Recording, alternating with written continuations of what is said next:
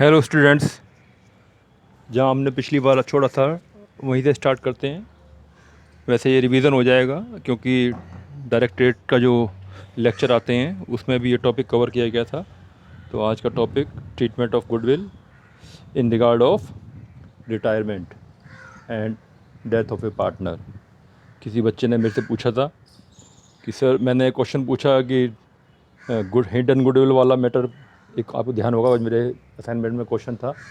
तो उस बच्चे ने एडमिशन के टाइम पर जो हिडन गुडविल होती है उसके हिसाब से निकाल दिया कि कैपिटल जब लेके आएगा तो ठीक है, हिडन गुडविल तो वो निकल आएगी उससे। बाकी रिटायरमेंट के टाइम पर कैपिटल वो लेके नहीं आता। रिटायरमेंट के टाइम पर तो we have to pay him all the dues against the firm, जो उसके निकलते हैं सारे के सारे, जो हमने पीछे बताया था आपको। उसमें ट्रीट गुडविल भी शामिल है, उसमें उसकी कैपिटल भी शामिल है, उसमें सारे प्रॉफिट वगैरह जो भी हमने पिछली बार सब डिस्कस किए थे वो सब आएंगे। चलो स्टार्ट करते हैं। ट्रीटमेंट ऑफ गुडविल, दो पॉसिबिलिटी हो सकती है इसके अंदर। एक पॉसिबिलिटी तो ये है कि गुडविल आपकी बुक्स में अपीयर नहीं हो रही है जब कोई पार्टनर रिटायरमेंट हो रहा है। तो जब मैं रिटायरमेंट बोलता हूँ तो डेथ भी हो सकता है, मतलब यानी कि पार्टनर कोई जा रहा है। और दूसरी पॉसिबिलिटी क्या होती है, गुडविल बुक्स में अपीयर हो रही होती है, यानी कि कोई गुडविल है पहले बैलेंस शीट के अंदर, एसेट साइड के अंदर। आपको मालूम है ना, गुडविल एक फिक्टिशियस एसेट्स होती है। और आज के हिसाब से जो है AS 26 जो कहता है कि गुडविल जो परचेज की हुई होगी वही केवल बैलेंस शीट के अंदर डेबिट होती है, अदरवाइज़ उसको हम बैलेंस शीट में नहीं दिखा सकते। परचेज गुडविल ही केवल बैलेंस शीट में आ सकती है। चलो फिर भी 4 केसेस हैं। किस केस में? जबकि गुडविल बुक्स के अंदर अपीयर नहीं होती। There are 4 ways. आप देख पा रहे हो, मैंने आपसे शेयर भी किए हैं नोट्स। तो पहले वाले मैटर में 4 केसेस हैं। पहला केस क्या है कि गुडविल को डेबिट करना और ओल्ड पार्टनर को ओल्ड PCR में क्रेडिट करना। ठीक है, ये तो पहला केस हो गया, जो कि अब पॉपुलर नहीं है, क्योंकि मैंने बताया ही आपको कि हमने कंपनसेट करना है गुडविल देने के लिए। तो हम कैपिटल गुडविल को जनरेट नहीं कर सकते विदाउट परचेज गुडविल। तो ये परचेज गुडविल तो है नहीं, ये तो कैलकुलेट की जा रही है कंपनसेट करने के लिए रिटायरिंग वाले को। तो फिर भी मैंने आपको बताया एक तरीका, ये NCERT बुक में आपको दिखाई देगा। तो ये नॉट पॉपुलर। सेकंड है कि पूरी गुडविल जो हमने तय की है, प्रेजेंट गुडविल, उसको रेज करो फुल पर और फिर राइट ऑफ कर दो तुरंत। तो रेज करने के लिए क्या एंट्री होगी, गुडविल टू ओल्ड पार्टनर, क्योंकि नया पार्टनर तो कोई आ नहीं रहा, ओल्ड पार्टनर है और गुडविल को जानना चाह रहे हैं जिस डेट तक वो रहा है फर्म के अंदर। तो हमको गुडविल कैलकुलेट करके पूरा रेज करना है उसे, और उसके बाद रिमेनिंग पार्टनर में उसको रिमेनिंग पार्टनर के अंदर राइट ऑफ कर देना है। तो इसका अल्टीमेटली इफेक्ट क्या निकल आएगा, आप एंट्री करोगे ना तो इसका इफेक्ट वही निकल आएगा, यानी कि ओल्ड पार्टनर को क्रेडिट मिल जाएगा उसके अपने हिस्से का। क्योंकि पहली बार में एंट्री में देखोगे आप, ए एंट्री में इन ओल्ड PCR तीनों जैसे हो गए पार्टनर, तो तीनों को क्रेडिट मिल गया, राइट।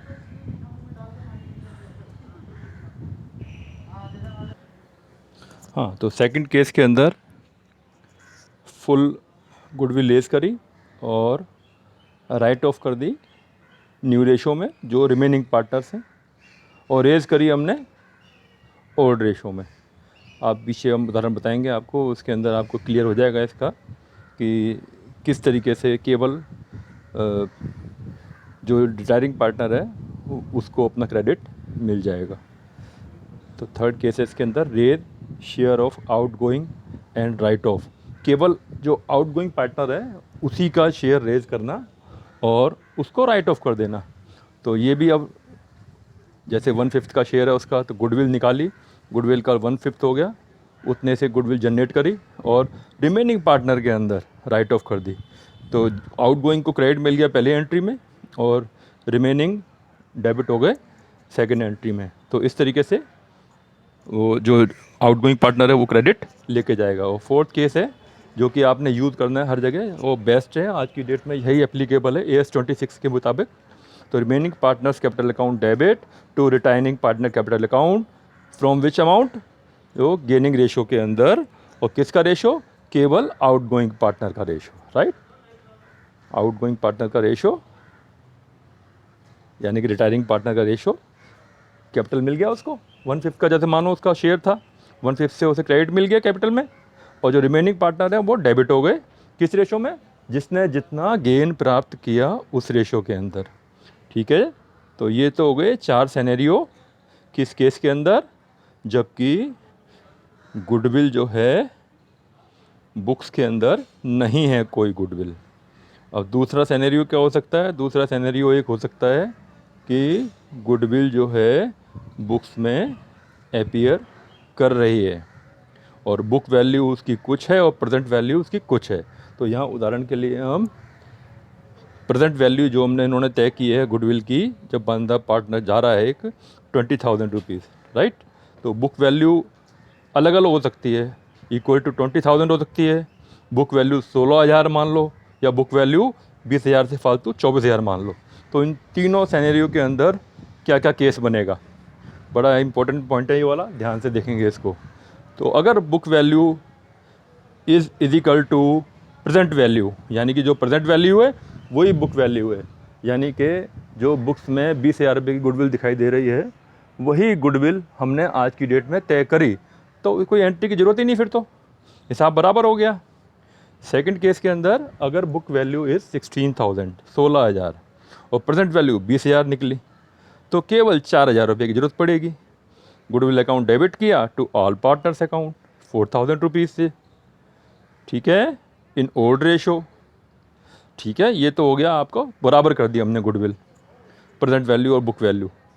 थर्ड एंट्री क्या है? अगर बुक वैल्यू 24,000 है तो उसको रिड्यूस करना है, प्रेजेंट वैल्यू 20,000 रुपये, तो 4,000 रुपये कम करें हमने, ऑल पार्टनर्स डेबिट हो गए और गुडविल अकाउंट क्रेडिट हो गया।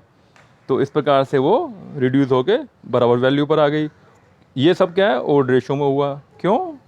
क्योंकि इस समय तक तो जब तक प्रेजेंट वैल्यू निकाली गई है वो बंदा बाहर अभी गया ही नहीं, रिटायरिंग पार्टनर जो है। अब क्या करना है? अब है best is to write off existing goodwill, जो कि मैंने पहले बताया, ये आपने सबसे पहले आपने सीख लिया, सारे 7 तरीके सीख लिए दोनों केसेस के अंदर, यदि गुडविल बुक्स में है, यदि गुडविल बुक्स में नहीं है। अब बेस्ट तरीका क्या है? आपने जो बुक्स में गुडविल दिखाई दे रही है सबसे पहले उसको राइट ऑफ कर दो, एग्जिस्टिंग गुडविल को राइट ऑफ कर दो, ठीक है। और कैसे राइट ऑफ करेंगे? ओल्ड रेशो में राइट ऑफ करेंगे, ठीक है। उसके बाद all partner, then gaining partner जो है, जो गेनिंग पार्टनर है उनको डेबिट करना है और जो शेयर छोड़ के जा रहा है उसे क्रेडिट दे देना उसका। सिंपल तो एंट्री ये वाली है जो कि हमने समझनी है, और उदाहरण आपको 2-3 कराएंगे इलस्ट्रेशंस, उसमें आपको और ज़्यादा इसका क्लियर हो जाएगा। चलो नेक्स्ट पेज पे चलते हैं। अब देखिए फर्स्ट केस में इलस्ट्रेशन देते हैं, एक हम ABC पार्टनर्स हैं, 3-2-1 का शेयर ले रहे हैं, B रिटायर होता है, A एंड C कंटिन्यू करेंगे 3-1 के शेयर के साथ, और जो गुडविल है उस समय eight the time of retirement valued at ₹60,000। किसकी गुडविल? फर्म की गुडविल। तो जनरल एंट्री बनानी है हमने कि किस तरह से हम उसको कंपनसेट करेंगे। तो फर्स्ट केस में क्या है, जो मैंने 4 सिनेरियो बताए थे आपको कि गुडविल अगर फर्म में नहीं है तो गुडविल अकाउंट को रेज़ किया हमने 60,000 रुपये से, और रेज़ करने के बाद ओल्ड प्रॉफिट शेयरिंग रेशो के अंदर बांट दिया उसको। तो इस प्रकार से 60,000 गुडविल अकाउंट में डेबिट हो गए और 30, 20 और 10 क्रेडिट हो गए। और सेकंड केस था, सेकंड केस के अंदर 2 एंट्री करनी थी हमें। फर्स्ट तो सेम पहली वाली एंट्री की तरह से गुडविल रेज़ करी फुल वैल्यू पर 60,000 रुपये से। उसके बाद कंटिन्यूइंग पार्टनर जो हैं A एंड C, और जो न्यू रेशो में उनको राइट ऑफ कर दिया, ठीक है। इसके बाद केस नंबर 3, ये ध्यान रखेंगे, न्यू रेशो में राइट ऑफ करेंगे। ओल्ड रेशो में जनरेट हुई और जो न्यू रेशो है रिमेनिंग पार्टनर्स का उसके अंदर राइट ऑफ हुई, तो इस प्रकार से उनको टोटल जो आउटगोइंग पार्टनर है उसको पहली एंट्री के अंदर बेनिफिट मिल गया। और सेकंड एंट्री में डेबिट हुए रिमेनिंग पार्टनर्स उस अमाउंट से जिस अमाउंट में वो कंटिन्यू करना चाह रहे हैं। तो इस प्रकार उन्होंने कंपनसेट कर दिया। आप इसका नेट इफेक्ट वही निकल के आएगा, आउट गोइंग पार्टनर डेबिट होगा और गेनिंग अमाउंट से रिमेनिंग पार्टनर क्रेडिट हो जाएंगे। आप देख चेक कर सकते हैं बेशक आप। और जो लास्ट केस है, थर्ड केस है, सॉरी अभी सेकंड लास्ट, गुडविल को रेज़ किया केवल उसी वैल्यू पर जिस वैल्यू की हमें पार्टनर की रिटायरमेंट के बाद जो हमारा वैल्यू फ्री हो रहा है कि जो बी का शेयर था। तो यानी कि 60,000 में से केवल 20,000 रुपये हमने रेज़ करे और उस 20,000 रुपये को गेनिंग रेशो के अंदर डेबिट कर दिया। जिसने जितना गेन लिया है डेबिट कर दिया। तरीका वही है पहले वाली का, पर घुमा के केवल गेनिंग रेशो पकड़ा है यहाँ पर। वहाँ पर पहली वाली एंट्री में हमने सेकंड केस के अंदर हमने पूरी वैल्यू उठाई थी। तो आप देखो 20,000 रुपये टोटल शेयर है बी का और गेनिंग रेशो निकालेंगे तो यही आएगा। देखो 15,000 और 5,000 उनको मिल गया, ए और सी ने डेबिट कर लिया और 20,000 को कंपनसेट हो गया, क्रेडिट हो गया। तो इस प्रकार 20,000 रुपये, सॉरी इसको बी को कंपनसेट हो गया। फर्स्ट एंट्री में आप चेक कर सकते हैं। और फोर्थ केस क्या है जो कि अब यूज़ करना है आपने, हर जगह यही आपको एडवाइस दी जाती है कि this is the best way to treatment the goodwill, और उसको शेयर देना आउटगोइंग पार्टनर को। क्या है जी वो, इसके अंदर केवल आपने शेयर रेशो निकालना है, गेनिंग रेशो, और शेयर निकालना है आउटगोइंग पार्टनर का 20,000 रुपये। स्ट्रेट अवे सीधे एंट्री कर दी आपने। जो थर्ड एंट्री है उसको नेट इफेक्ट डालना है इसके अंदर। हमने गुडविल को रेज़ नहीं करना, हमने केवल एज कैपिटल अकाउंट डेबिट कितने अमाउंट से जितना उसने गेन लिया है, सीज कैपिटल अकाउंट डेबिट कितने अमाउंट से जितना उसने गेन लिया है, और बी कैपिटल अकाउंट जो शेयर टोटल हमारा फ्री हो रहा है यानी कि आउटगोइंग पार्टनर का शेयर। और इसके अंदर कई बार ऐसा होता है कि जो रिमेनिंग पार्टनर है वो भी कोई सेक्रीफाइस कर रहा हो और गेन भी कर रहा हो, तो अकॉर्डिंगली डेबिट या क्रेडिट वो भी यहीं पर हो जाएगा। कई क्वेश्चन इस तरीके से आते हैं, तो उसमें आप परेशान ना होने की ज़रूरत नहीं है आपको, ठीक है।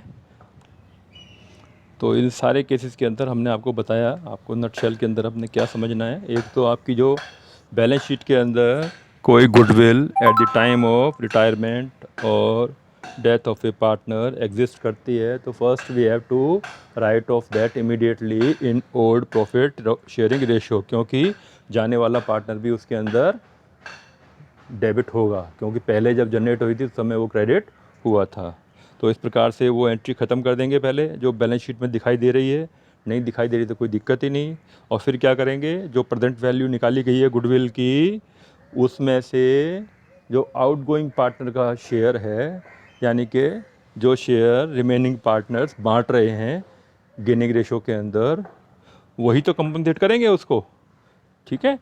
तो क्रेडिट किसे मिलेगा, आउटगोइंग पार्टनर को, और डेबिट कौन होंगे, रिमेनिंग पार्टनर्स। अगर रिमेनिंग पार्टनर को गेन मिल रहा है तो, और किस रेशो में डेबिट होंगे, गेनिंग रेशो में। जिसको कोई गेन नहीं मिल रहा तो उसे क्यों डेबिट देना हमने, वो कोई चार्ज नहीं देगा हमको। जिसको नो प्रॉफिट नो लॉस है उसकी कोई एंट्री नहीं है। जिसको कोई शेयर का बेनिफिट मिल रहा है तो उसे कंपनसेट करना पड़ेगा, राइट। तो इस प्रकार से बड़ा आप इसको प्रैक्टिस करोगे तो आपको ये सारा कंसेप्ट क्लियर हो जाएगा और गुडविल के मामले में आपको कभी परेशानी नहीं होगी। कंसेप्चुअली नॉलेज आपको लेनी ज़रूरी है। घुमा फिरा के क्वेश्चन कोई भी पूछेगा तो आप उसमें जवाब देने के काबिल हमेशा रहोगे, ठीक है। तो एक और लास्ट इस आज के दिन का जो टॉपिक है वो एक हिडन गुडविल ले लेते हैं। एक क्वेश्चन पूछा गया था हिडन गुडविल के बारे में इस बार, और जवाब में मेरे को मिला वो एडमिशन के टाइम पर जो था, मैंने आपको पहले भी जिक्र किया था। तो यहाँ पर बेटा, यहाँ पर हिडन गुडविल निकालेंगे उस अमाउंट से जो हम उसको पे कर रहे हैं। और हिडन गुडविल कब होगी, यानी कि जब हम कोई अमाउंट पे कर रहे हैं, देनदारी बनती है सब जोड़ जोड़ के 1 लाख रुपए, और हम पे कर रहे हैं उसको 1,20,000 रुपये, तो 20,000 रुपये होगी हिडन गुडविल उसके अंदर। यानी कि जो अमाउंट हम उसको फालतू दे रहे हैं वो किस नाम का होगा, 20,000 रुपये। अब मैंने एक क्वेश्चन पीछे पूछा था कि हिडन गुडविल है 60,000 रुपये एक्स्ट्रा दिए गए हैं एक पार्टनर को, तो 60,000 रुपये हिडन गुडविल किसकी हो गई, केवल आउटगोइंग पार्टनर की। हमने पूछी थी फर्म की उसके अंदर, तो आउटगोइंग पार्टनर का क्या हिस्सा था, 6 हिस्सों में से एक हिस्सा था, 1/6 था। तो आपने उसको 6/1 करके रेसिप्रोकल करके उसको फुल वैल्यू निकालनी थी, यानी कि 3,60,000 निकल के आती गुडविल फर्म की। और सब ने क्वेश्चन में गलत किया, ज़्यादातर बच्चों ने, सब तो नहीं कहूँगा मैं, ज़्यादातर बच्चों ने गलत किया और मैंने उनको बताया भी फिर, तो ठीक है। हिडन गुडविल क्या है? Sometime we pay a lump sum amount to outgoing partner, in that amount we first calculate capital payable to him after all adjustments, then deduct this capital from the amount paid in lump sum. तो जो balance होगा वो होगा hidden goodwill. वही बात है जो मैंने आपको बताई है। ड्यू है अगर उसका फर्म से सब मिला मिलू के 1 लाख रुपये, दे रहे हैं हम उसको 1,20,000 रुपये, तो जो 20,000 रुपये होगा वो ऑन अकाउंट ऑफ गुडविल होगा। तो ठीक है, आज की क्लास को यहीं रोकते हैं। अगली क्लास के अंदर हम इस चैप्टर को कंक्लूड करेंगे। और जब तक आप इसमें न्यूमेरिकल्स करो, प्रैक्टिस करो, और कोई कॉन्सेप्चुअल दिक्कत आती है, कोई परेशानी आती है, तो मेरे से व्हाट्सएप पर आप पूछ सकते हैं। ठीक है, okay, see you in next class, bye.